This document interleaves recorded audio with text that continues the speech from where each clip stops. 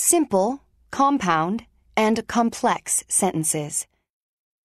Effective speakers and writers use different sentence types when they communicate their ideas to others. Varying the kinds of sentences we use is an important and useful skill. Sentence types. Using a variety of sentence types allows us to express a range of ideas in our speeches and presentations. 3 main types of sentences that we can use to add variety to our speaking and writing include simple sentences, compound sentences, and complex sentences. Simple sentences. A simple sentence is one independent clause that makes sense by itself. It may have additional phrases that complete an idea. I listen to the radio on my way to work. In this sentence, we have one subject, I, and one verb, listen. Together, they make up an independent clause. However, saying, I listen, is not a complete idea. In order for this sentence to express a complete idea, we add more information. Together, the independent clause and the extra information make up a simple sentence. Compound sentences. A compound sentence is made up of 2 independent clauses that are joined by a coordinating conjunction. We add a comma before the conjunction.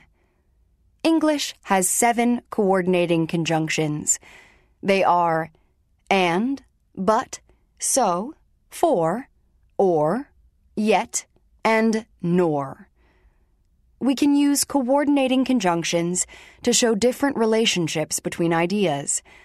Read these sentences. What relationships do and but show?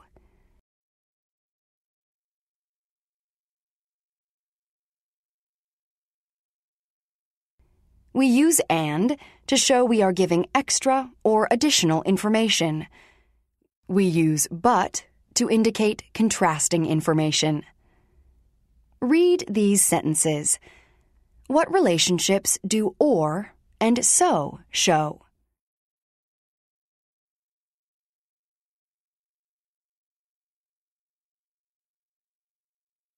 We use or to show a choice or an alternative. We use so to indicate a result or an effect. Read these sentences. What relationships do for and yet show?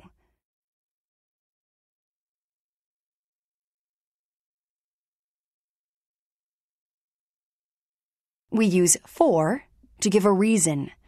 We use yet to indicate a surprising contrast. Combine each pair of sentences with but, or, so, or for. We felt tired, for we had walked all day in the sun. I would love to buy a new car, but I need to save money first. The company did well last year, so everyone received a bonus. We can meet face-to-face, or we could chat online. Complex sentences. A complex sentence contains an independent clause and a dependent clause. We use a subordinating conjunction to join the clauses. The whole audience applauded when the show ended. This sentence has an independent clause with a subject, the whole audience. It has a verb, applauded. This clause can stand alone as a complete idea. The sentence also has a dependent clause, when the show ended. This is not a complete idea by itself. This is because it uses the conjunction when. When is a subordinating conjunction. Using a subordinating conjunction creates a dependent clause. A dependent clause is always connected to an independent clause, and together they make a complex sentence.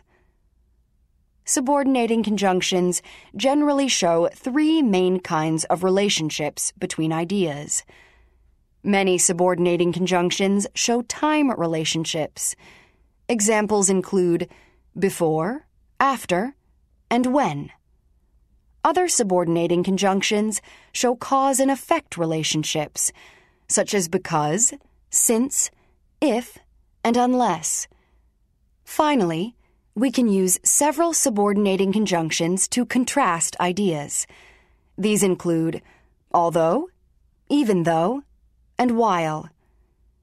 When we use a subordinating conjunction at the beginning of a sentence, we put a comma between the two clauses. When the subordinating conjunction is in the middle of the sentence, we do not use a comma. Recognizing sentence types. Read each sentence. Is the sentence simple, compound, or complex? The first sentence is compound because it has two subject-verb combinations that are combined with the coordinating conjunction and. The second sentence is a simple sentence. It has only one subject-verb combination.